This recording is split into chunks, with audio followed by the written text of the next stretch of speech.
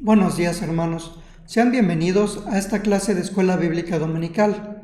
Continuamos con nuestro estudio, el conocimiento del Dios Santo. La lección del día de hoy se titula La Majestad de Dios. Antes de comenzar nuestro estudio, les invito a que me acompañen a orar. Padre bendito, gracias te damos, Señor, por tu amor y tu misericordia. Gracias te damos, Señor, porque en estos momentos, a través de estos medios, Señor, tú permites que estemos reunidos, Señor, para poder estudiar tu palabra, Señor. Gracias te damos, Señor, porque en tu palabra tú nos revelas quién eres, Señor, lo que debemos creer de ti, Señor, lo que tú nos enseñas, Señor, y lo que quieres que conozcamos acerca de ti, Padre eterno. Y es por eso, Señor, que humildemente pedimos que sea tu Espíritu Santo el que nos guíe, el que nos dé la sabiduría, la comprensión, Señor, para poder entender las verdades que tu palabra encierra y que nos enseña acerca de ti, Padre eterno. Danos la sabiduría y el entendimiento, Señor, para poder atesorar estas verdades, Señor, para poder guardarlas en nuestro corazón, Señor, para poder ponerlas en práctica en nuestra vida diaria, Señor, y en la vida de adoración que debemos llevar delante de ti, Padre eterno, para que también podamos ser testimonio y que otros puedan conocer que tú eres Rey y que tú eres soberano. En tus manos nos encomendamos, Señor, porque los hemos confiados en el precioso nombre de tu Hijo amado, nuestro Señor y Salvador, Cristo Jesús. Amén. Antes de comenzar, quisiera preguntarle, ¿en qué piensa cuando se menciona a Dios? ¿Piensa en alguno de sus atributos, como su amor, su misericordia o su poder? ¿O quizá en algún pasaje de la Escritura? ¿O tal vez en un himno que hable acerca de Dios? Seguramente cada uno de nosotros tendrá una respuesta diferente a esta pregunta. Pero, ¿qué pasaría si hiciéramos esta pregunta a la gente que no conoce al Señor? Si le preguntamos a un ateo, lo más seguro es que nos responda que para él Dios no existe. A diferencia de un agnóstico que nos responderá que no hay suficiente evidencia científica para poder afirmar que Dios existe. Mientras que un panteísta nos dirá que el concepto de Dios como tal no existe y que a lo que nosotros le llamamos Dios, para ellos está presente en toda la creación. Es decir, hablan de toda la creación como Dios mismo. Y un deísta nos dirá que efectivamente Dios hizo la creación, pero que después de crearla se desentendió de su creación y la dejó a la deriva. Y así como ellos, habrá muchas corrientes de pensamiento humano que nos dirán distintas cosas acerca de Dios. Sin embargo, por más buenas intenciones que tengan estas personas por tener un concepto claro y correcto de Dios, las conclusiones a las que lleguen estarán equivocadas porque buscan conocer o en su defecto desconocer a Dios a través de su propia experiencia y la reflexión basada en esta experiencia. Entonces, si este camino nos lleva a conclusiones equivocadas, ¿dónde deberíamos buscar? Nuevamente recurrimos al Catecismo Menor de Westminster para encontrar dirección al respecto. La pregunta número 3 del Catecismo nos cuestiona, ¿qué es lo que principalmente enseñan las Escrituras? Y la respuesta que da es la siguiente. Lo que principalmente enseñan las Escrituras es lo que el hombre ha de creer respecto a Dios y los deberes que Dios impone al hombre. Ahí lo tenemos. Todo nuestro conocimiento del Señor debe venir de las Escrituras. Todo lo que nosotros afirmemos acerca de Dios debe enseñarlo la Escritura. Y en estos momentos, a lo mejor alguno de ustedes se preguntará, ¿y todo esto que ya se mencionó, qué tiene que ver con la majestad de Dios?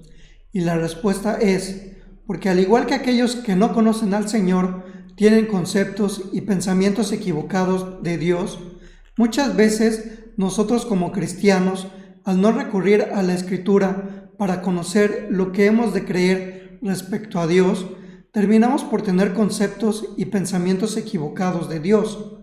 Por ejemplo, ¿en qué piensa usted cuando mencionamos la frase «la majestad de Dios»?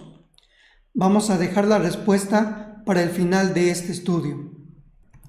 Primero que nada, debemos mencionar que majestad viene del latín y significa grandeza.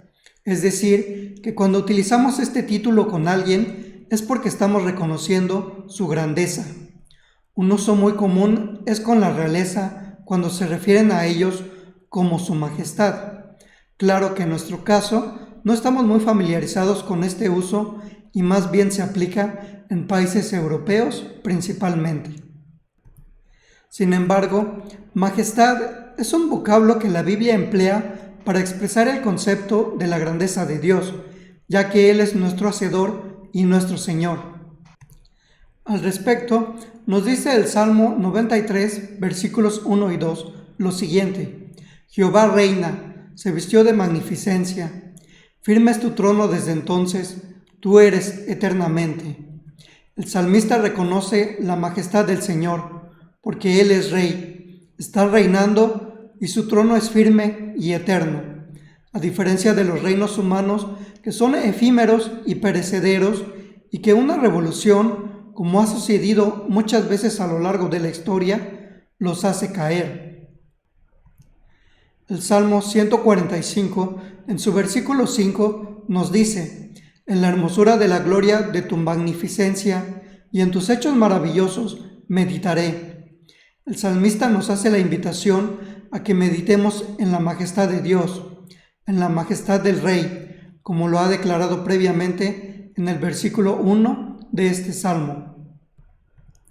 Mientras que el apóstol Pedro nos dice en su segunda epístola: nosotros vimos su majestuoso esplendor con nuestros propios ojos, refiriéndose a aquel episodio de la transfiguración donde vio juntamente con Jacobo y Juan la majestad de Cristo, así como la magnífica gloria, refiriéndose a Dios Padre, como lo menciona en el versículo 17.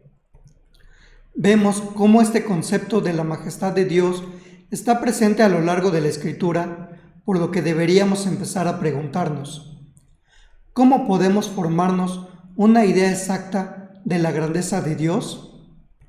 Al respecto, podemos encontrar dos pasos en la Biblia que podemos dar con esta finalidad. Primero, eliminar de nuestros pensamientos sobre Dios limitaciones que puedan empequeñecerlo. Y segundo, compararlo con poderes y fuerzas que nos parecen grandes. Vamos a ver cada uno de estos pasos con más detenimiento. ¿Cómo eliminamos de nuestros pensamientos limitaciones que puedan empequeñecer nuestro pensamiento de Dios? El Salmo 139 nos da la respuesta. En este salmo, el salmista medita sobre la naturaleza infinita e ilimitada de la presencia, el conocimiento y el poder de Dios en relación con los hombres. Esto lo podemos relacionar con los siguientes atributos de Dios. Primero, la omnipresencia de Dios. Al respecto, el salmista nos dice en los versículos 7 al 12: ¿a dónde me iré de tu espíritu? ¿Y a dónde huiré de tu presencia? Si subiere a los cielos, allí estás tú. Y si en el Seol hiciere mi estrado, he aquí, allí tú estás. No podemos escapar del Señor. No podemos huir de su presencia. Por más alto que subamos, ahí se encuentra Él. Si pudiéramos escalar la montaña más alta del mundo, el Everest, aún ahí estaría el Señor. Si pudiéramos bajar al inframundo, como enseñan muchas historias humanas, como el mito griego de Orfeo, aún ahí estaría presente el Señor. En pocas palabras, no hay lugar físico ni espiritual en el cual podamos escapar de la presencia del Señor. Nos sigue diciendo el salmista en los versos 9 y 10: si tomare las alas del alba y habitare en el extremo del mar, aún allí me guiará tu mano y me asirá tu diestra. Por más que vayamos al este o al oeste de este mundo, aún ahí nos guía la mano del Señor. Y estos versículos deberían ser un consuelo para nosotros, porque no hay rincón en este mundo en el cual el Señor no pueda sostenernos. Él nos sostendrá con su diestra donde quiera que estemos. Si dijere, ciertamente las tinieblas me encubrirán, aún la noche resplandecerá alrededor de mí. Aún las tinieblas no encubren de ti, y la noche resplandece como el día. Lo mismo te son las tinieblas que la luz. Ni siquiera la oscuridad más aterradora nos podrá separar de la presencia del Señor. Del mismo modo, debemos tener presente que no podemos escondernos del Señor en la oscuridad, ya que para Él las tinieblas son lo mismo que la luz. En conclusión, podemos escondernos de los hombres, pero no de la presencia del Señor. Y de la misma forma, tenemos el consuelo de que no habrá lugar en el cual no podamos disfrutar de la presencia del Señor. Pero no solamente el Señor está presente en todas partes, también Él sabe todo de cada uno de nosotros. Esto es la omnisciencia de Dios. Los versículos 1 al 6 nos dicen lo siguiente: Oh Jehová, tú me has examinado y conocido. Tú has conocido mi sentarme y mi levantarme. Has entendido desde lejos mis pensamientos. Todo de nosotros le es conocido al Señor, inclusive aquello como los pensamientos, que en el caso de nosotros como seres humanos es imposible que los conozcamos a menos que la otra persona exprese en palabras sus pensamientos. Y no solo eso, nos sigue diciendo el salmista: Has escudriñado mi andar y mi reposo, y todos mis caminos te son conocidos. Pues aún no está la palabra en mi lengua, y he aquí, oh Jehová, tú la sabes toda. Detrás y delante me rodeaste, y sobre mí pusiste tu mano. Tal conocimiento es demasiado maravilloso para mí. Alto es, no lo puedo comprender. Todos nuestros planes, todo nuestro pasado y todo nuestro futuro son conocidos por el Señor. Podemos escondernos de los hombres, ocultar nuestros pensamientos, inclusive aquello que estamos planeando en lo profundo de nuestro corazón. Sin embargo, nada de esto puede ser escondido del Señor. En conclusión, podemos engañar a los hombres, pero a Dios no lo podemos engañar. Si tomamos conciencia de que tenemos un Dios de cuya presencia no podemos huir y que además no le podemos ocultar nada, deberíamos ponernos a temblar ante la sola idea de entender que cada momento de nuestra vida sucede en la presencia y en la compañía del Señor. Pero eso no es todo. El mismo salmista nos habla también de la omnipotencia de Dios. El versículo 14 nos dice: Te alabaré, porque formidables, maravillosas son tus obras. Estoy maravillado, y mi alma lo sabe muy bien. Las obras del Señor son formidables y maravillosas, por lo que no queda más que unirnos al salmista en adoración al Señor. Por lo tanto, el primer paso en la tarea de comprender la grandeza de Dios consiste en comprobar cuán ilimitada es su sabiduría, su presencia y su poder. Como ejemplo del segundo paso, vamos a ir a Isaías capítulo 40. En este pasaje, Dios le habla a gente cuyo ánimo se parece mucho al que tienen muchos cristianos en la actualidad. Gente sin esperanza, gente atemorizada, gente que está secretamente desesperada, gente que ha dejado de creer que la causa del Señor puede prosperar. ¿Qué nos dice el profeta al respecto? Primero, nos invita a mirar las obras que el Señor ha hecho. Los versículos 12 y 13 nos invitan a la reflexión. ¿Quién midió las aguas con el hueco de su mano y los cielos con su palmo?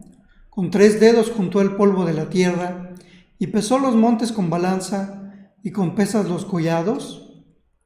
¿Quién enseñó al Espíritu de Jehová o le aconsejó enseñándole? ¿Tenemos el poder necesario para hacer algo que se compare a lo que el Señor ha hecho? La respuesta es no. Solo Dios puede hacerlo. Segundo, nos invita a mirar a las naciones. Los versículos 15 al 17 nos dicen: He aquí que las naciones le son como la gota de agua que cae del cubo, y como menudo polvo en las balanzas le son estimadas.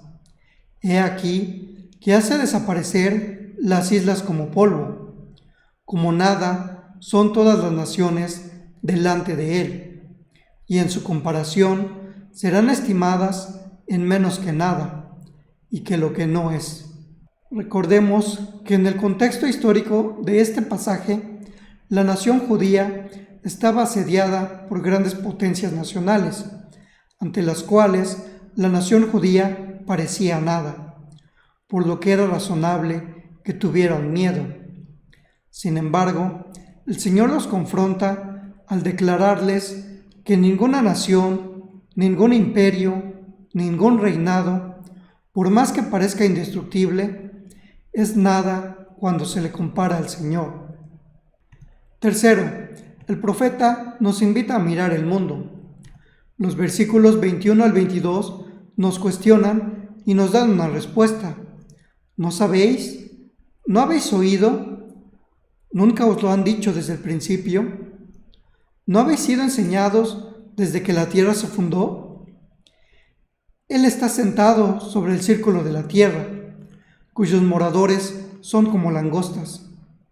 Él extiende los cielos como una cortina, los despliega como una tienda para morar.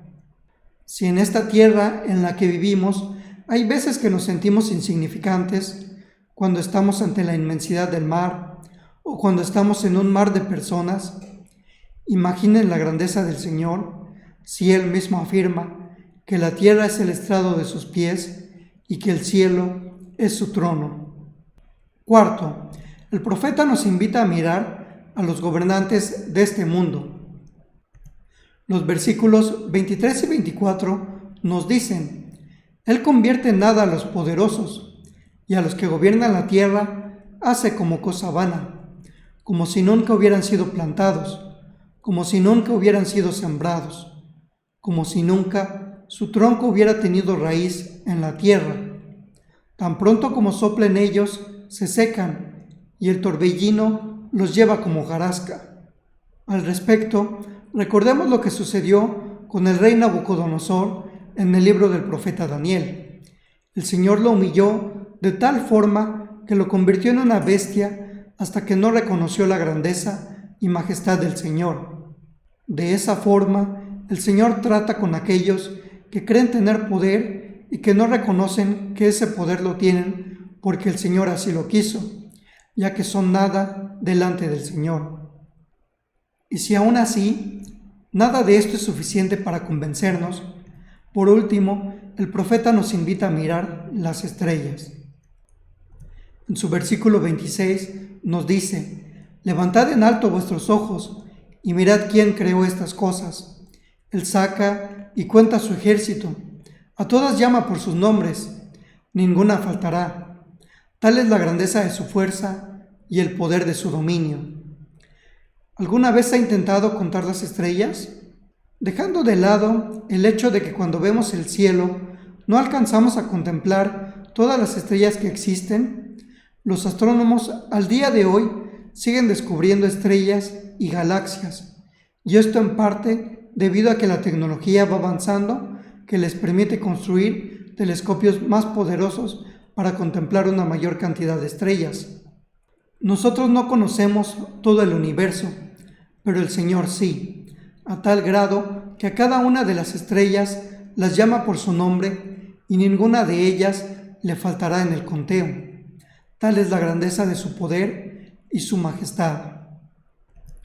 Después de haber comentado todo lo anterior, espero que en estos momentos usted esté más convencido de la majestad del Señor y la importancia que tiene en nuestra adoración. Si es así, La pregunta que nos debería invadir en estos momentos es la siguiente: ¿cuál debería ser nuestra respuesta como pueblo de Dios a la majestad del Señor? El mismo profeta nos da la respuesta a través de una serie de preguntas. El versículo 25 nos cuestiona: ¿a qué pues me haréis semejante o me compararéis? Dice el santo. Esta pregunta censura los conceptos erróneos acerca de Dios. Es una invitación a que todo lo que pensemos acerca del Señor esté contenido en la palabra, a que no andemos divagando en pensamientos que nada tienen que ver con lo que la Escritura nos enseña del Señor, a que no tratemos de explicar todo del Señor de una forma humana y racional, a que no minimicemos el poder de Dios porque a nosotros algo nos parece imposible. Martín Lutero le escribió a Erasmo: tus conceptos de Dios son demasiado humanos. Ahí es donde fallamos. Por lo tanto, pidámosle al Señor sabiduría para poder reconocer su grandeza y majestad. El profeta, en su versículo 27, nos cuestiona: ¿por qué dices, oh Jacob, y hablas, tú Israel? Mi camino está escondido de Jehová, y de mi Dios pasó mi juicio. Esta pregunta censura los conceptos errados acerca de nosotros mismos. El hecho de que el Señor no responda a nuestras peticiones como nosotros quisiéramos no quiere decir que se ha olvidado de nosotros. El Señor no abandona a los suyos. Si hemos sido objeto de su amor, el Señor es fiel para con nosotros. Por lo que, si llegamos a pensar que el Señor nos ha dejado a nuestra suerte, que nos ha abandonado, pidámosle al Señor perdón para poder reconocer su grandeza y su majestad. En el versículo 28 se nos cuestiona: ¿no has sabido, no has oído que el Dios eterno es Jehová, el cual creó los confines de la tierra? Esta pregunta censura nuestra lentitud en aceptar la majestad de Dios. Qué lentos somos en reconocer la majestad de Dios.